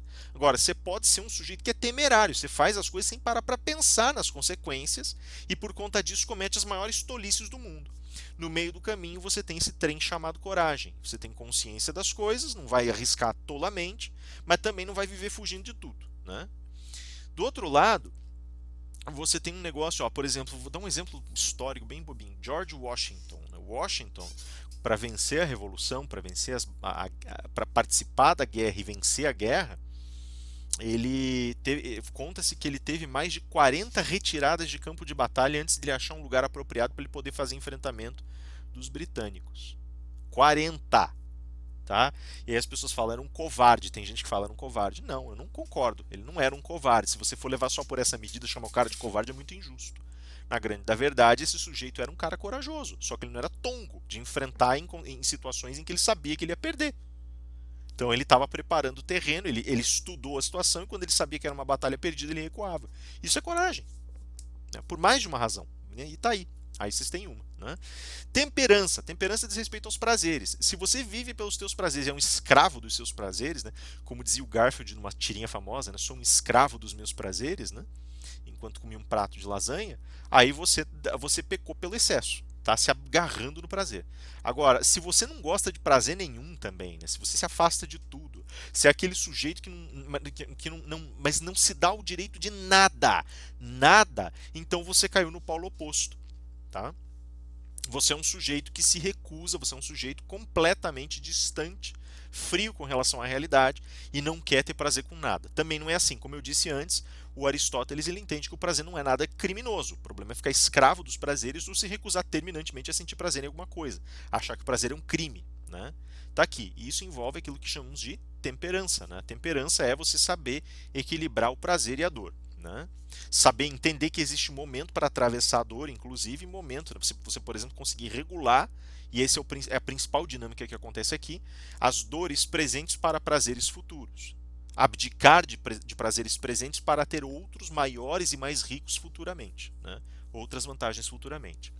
Tem esses dois aqui eles dizem respeito basicamente à substância da tua própria alma, né? E da maneira como você lida com prazer e dor, né? Basicamente ele coloca coragem também sobre prazer, né? Vai dizer assim, nesse caso prazer e dor basicamente está mais ligado àquilo que nós chamamos de dor, o fato de você sentir medo. Medo para ele é uma dor, né? Então prazer e dor, basicamente aqui a gente está ligado ao eixo prazer. Aqui liberalidade e magnificência estão ligadas à grana, tá? Riquezas. A liberalidade é a capacidade que um indivíduo tem de oferecer, de dar recursos, né? Liberar recursos, oferecer, gastar o dinheiro dele, gastar os recursos dele de maneira conscienciosa, né? Ele pode ser pródigo se ele gasta demais, ou ele pode ser avarento se gasta de menos, né? O magnificente é diferente, né? O próprio Aristóteles faz uma distinção assim, ele faz questão de fazer essa distinção. Ele diz assim, a liberalidade, ser liberal com a tua grana, é porque você está gastando para o teu prazer. Magnificente é aquele que faz para o bem dos outros. Não precisa nem ser muito nem pouco, tá?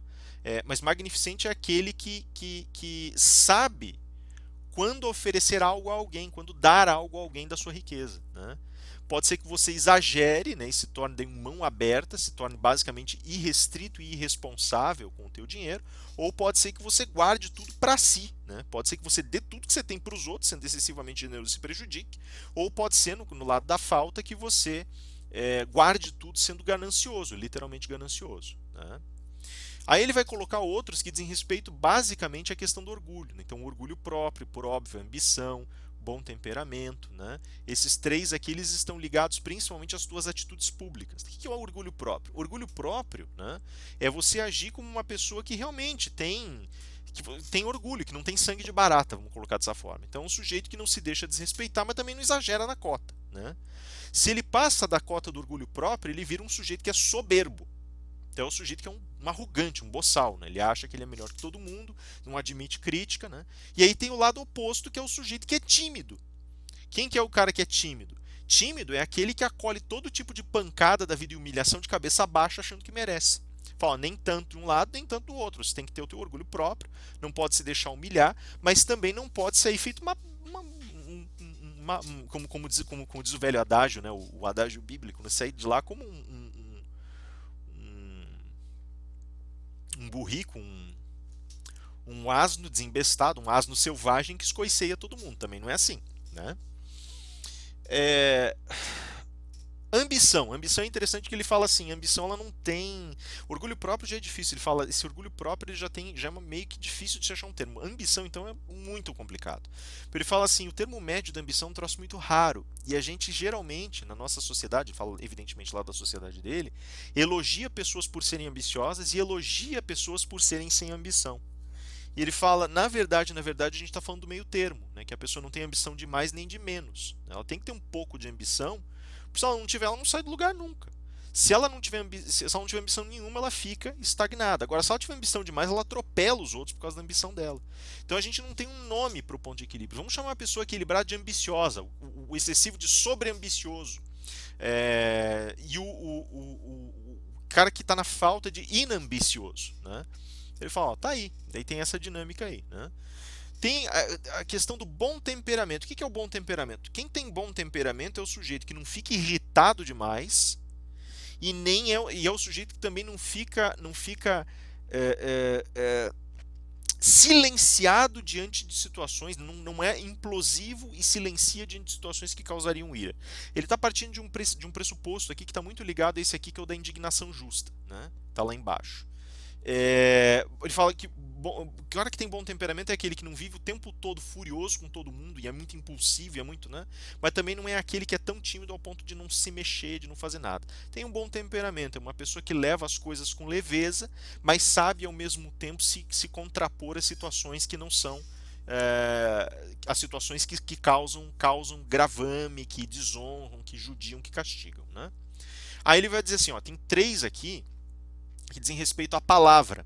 veracidade, afabilidade e obsequiosidade. Esses três que dizem respeito à palavra, desculpe a tradução que eu estava trabalhando justamente com a tradução para o inglês, né?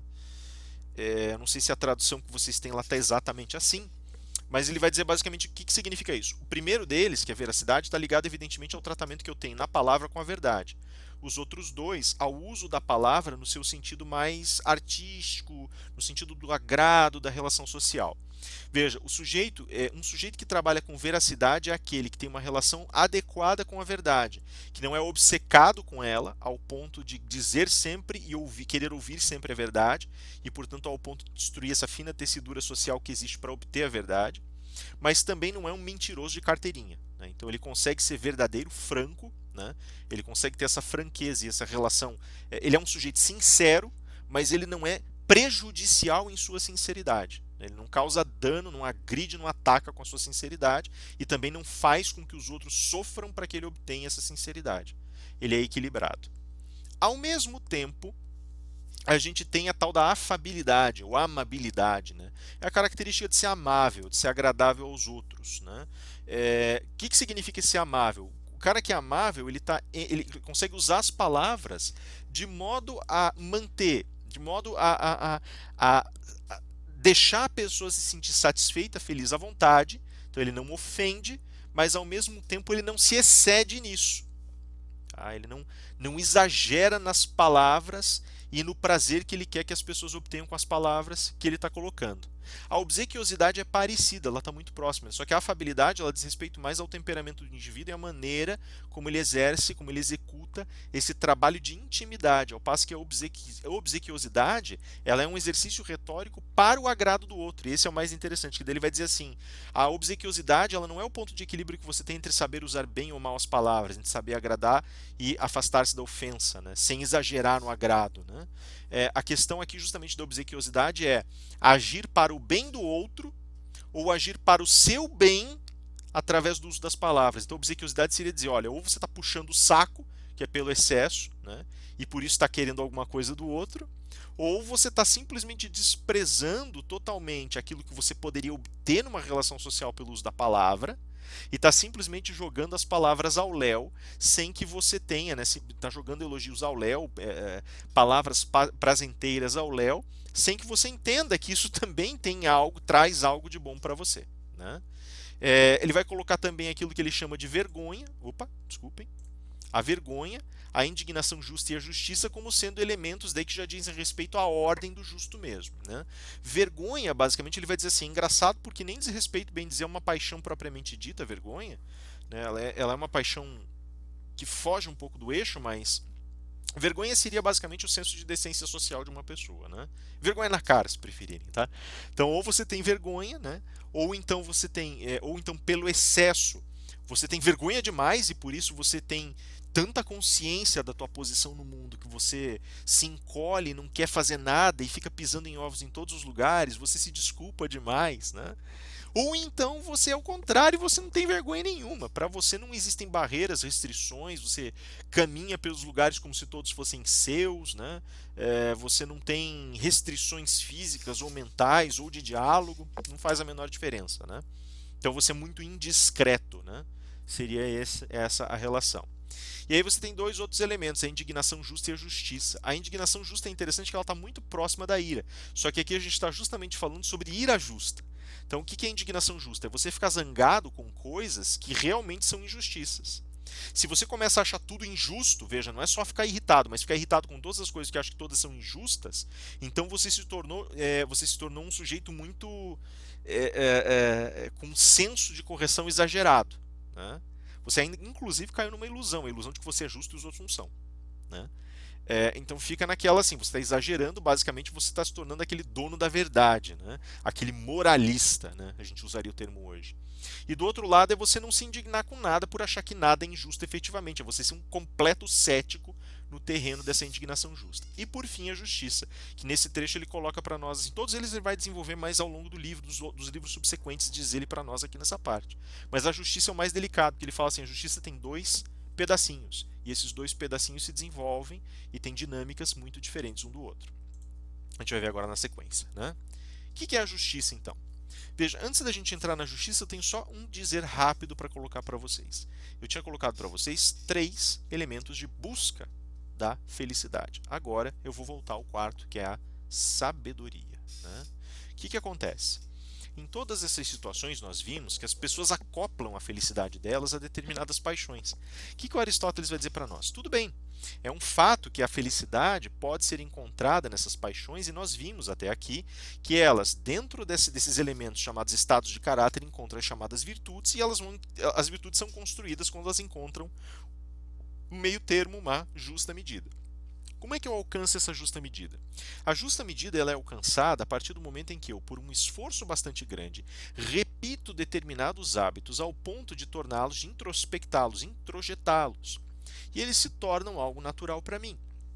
Só que para eu fazer isso, é necessário que eu tenha uma compreensão muito mais clara e muito mais ampla das coisas que me cercam, de modo que eu possa fazer juízo das coisas. O Aristóteles vai dizer para nós que o julgamento dessas questões ele é mais complicado do que parece, porque ele não pode acontecer de uma maneira geral.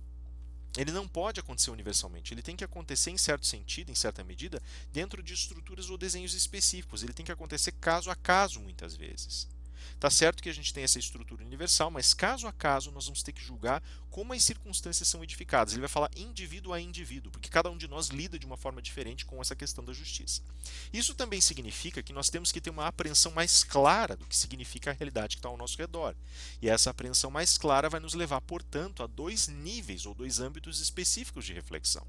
Um âmbito de reflexão que nos permite essa compreensão estrutural e que está trazendo, agora veja, agora a gente fez um movimento contrário, está resgatando elementos desses primeiros princípios para a nossa esfera de reflexão, naquilo que nós chamamos de uma sabedoria abstrata, ou sabedoria elevada, ou sabedoria contemplativa, né? Então nós precisamos de uma dimensão contemplativa, mas ao mesmo tempo, quando ingressamos no terreno da ação, precisamos estabelecer firmemente aquilo que nós chamamos de uma sabedoria prática, certo? Por que eu digo isso? A sabedoria contemplativa vai me permitir tentar entender de uma maneira um pouco mais clara quais são efetivamente os meios que eu tenho que seguir e como esses meios estão sendo tratados em mim, na minha alma, enquanto a sabedoria prática vai me dizer como eu trato esses meios e como eu aplico essas conclusões às situações específicas que vão aparecendo na minha frente.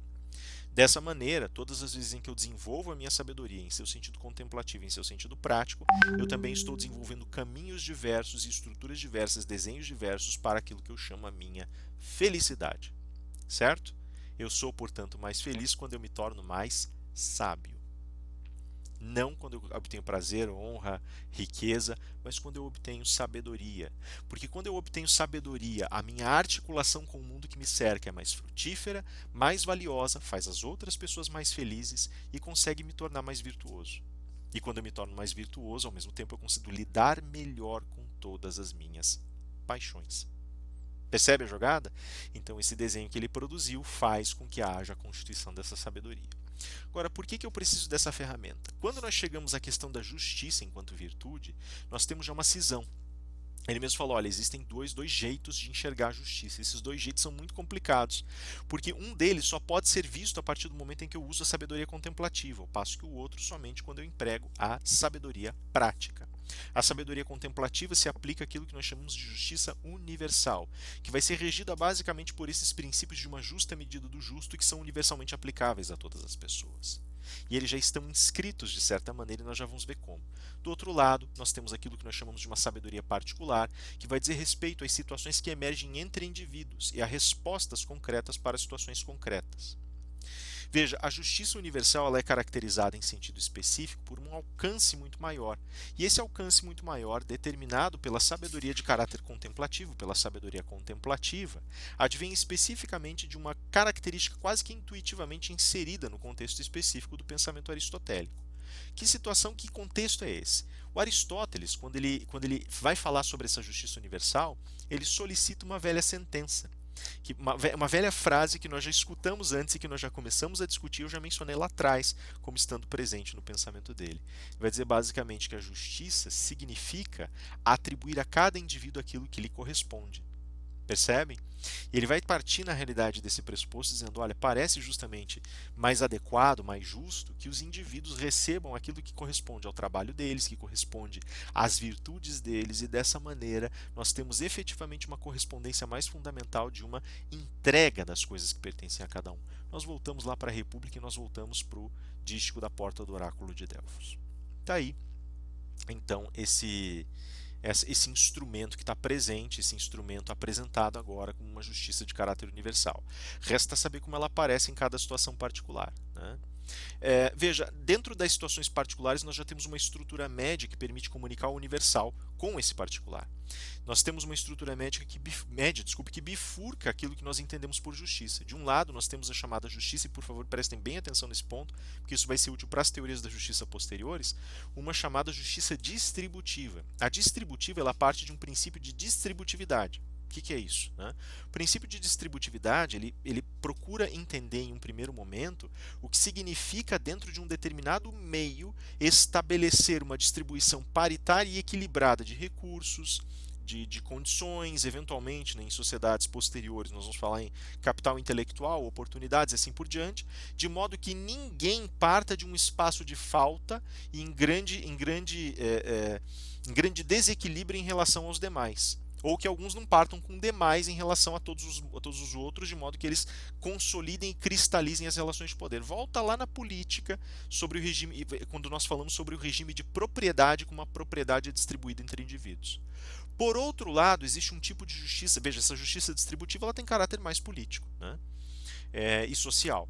A justiça comutativa, por seu turno, é aquela que determina que para toda ação que envolve um contexto efetivamente de justiça, e envolve, por exemplo, um julgamento, uma arbitragem no sentido grego, né, de árbitros discutindo entre si para dar uma sentença, para passar uma sentença, a comutatividade ela envolveria a necessidade de você compensar quaisquer perdas ou quaisquer prejuízos, compensar determinados danos causados, compensar determinados crimes cometidos. E lembrem-se, Aristóteles ele é expressivo ao dizer o seguinte: quando uma pessoa paga a pena, se ela sofre pagando a pena, isso é o preço justo que ela paga pelo que fez. Porque na alma dela a virtude não havia sido desenvolvida e a dor vai fazer com que ela progrida. Vai ser ensinamento para essa pessoa. Então aqui entra uma comutatividade como nós não conhecemos mais hoje. Uma comutatividade que determina a possibilidade de pagamento de recursos em troca de dano de recursos, pagamento de recursos em troca de um dano à vida ao corpo do outro, mas também uma troca no sentido da oferta de experiências, tempo e sofrimento em virtude de determinadas práticas realizadas. Tá? Então aí você tem a questão. Agora, por que surgem esses elementos? Por conta das tarefas e percursos estabelecidos no âmbito das injustiças. A injustiça é muito peculiar, e o Aristóteles tinha razão em dizer isso, porque ela aparece sempre como injustiça pela falta ou injustiça pelo excesso. A diferença de natureza entre as duas ela é praticamente invisível para nós. É mais uma questão de quantidade, a categoria aplicável em geral é quantidade. Né? Na realidade, talvez por alocação também, por uma questão né, da maneira como a relação é construída, mas é diferente das demais nesse sentido. A injustiça pela falta acontece quando, ao causar o prejuízo ao outro, você tirou algo do outro. Lembre do que eu falei, aliás, para vocês, causar dano ao outro significa tirar honra do outro, tá? Então você sempre tirou algo. Se você foi lá e atacou uma pessoa da família de um indivíduo, mesmo que ela tenha sobrevivido, você tirou algo dela, tirou um pedaço da honra dessa pessoa injustamente porque atacou de forma traiçoeira ou atacou um concidadão ou coisa que o valha, né? Então tirou da pessoa. Lá está a injustiça pela falta. Aqui está a injustiça pelo excesso. Percebem? Distribuiu o poder ou distribuiu recursos de forma errada. Injustiça pelo excesso para quem recebeu de mais, pela falta para quem recebeu de menos. Veja que a solução é praticamente harmônica e por isso a justiça vai ser o primado que vai determinar como todas as outras virtudes operam enquanto princípio racional. Eu pego do que tem de mais, devolvo para o que tem de menos e equilibro. O resultado do investimento dessa virtude é, no seu sentido de gerar frutos, o equilíbrio dos espaços sociais, o reequilíbrio das forças. Qual é a resposta fundamental que a gente tem quando o desequilíbrio persiste? Aquilo que chamamos de nêmesis. Né? Essa ideia da justiça poética, de uma justiça divina, ela é também o reequilíbrio forçoso de relações que não foram reequilibradas. Né? Só que a nêmesis pesa também sobre o julgador, sobre o governante, sobre o legislador, que nada fizeram para reequilibrar as relações. Beleza, pessoal? Eu acho que eu estourei enormemente o tempo do vídeo, mas era necessário para eu poder fechar esse assunto, pelo menos nesse. Isso aqui basicamente foi um resumão dos dois primeiros livros, ali pegando um pedacinho um pouquinho mais para frente. Meus dois primeiros livros, basicamente, né, estão resumidos aqui para vocês, são os livros que eu pedi para vocês lerem. E é isso, basicamente, tá? Então eu vou deixar por aqui, depois eu faço vídeos complementares, eu já vou entrar com um próximo vídeo da Idade Média, né? Assim que eu tiver mais tempo, mais oportunidade para a realização dele, até para não sobrecarregá-los muito. Beleza, pessoal? Eu vou fechar por aqui então. Eu agradeço imensamente a atenção. Por favor, cuidem-se. Lembrem-se que nós temos daqui 3 semanas mais uma provinha, inclusive versando sobre esse ponto. E logo mais eu vou passar, como de praxe, para vocês os guiazinhos de estudo, as estruturazinhas, as correçõezinhas bonitinhas. Beleza, galera? É isso aí. Por favor, qualquer coisa me procurem. Cuidem-se. Deus abençoe a todos e continuamos. Aquele abraço.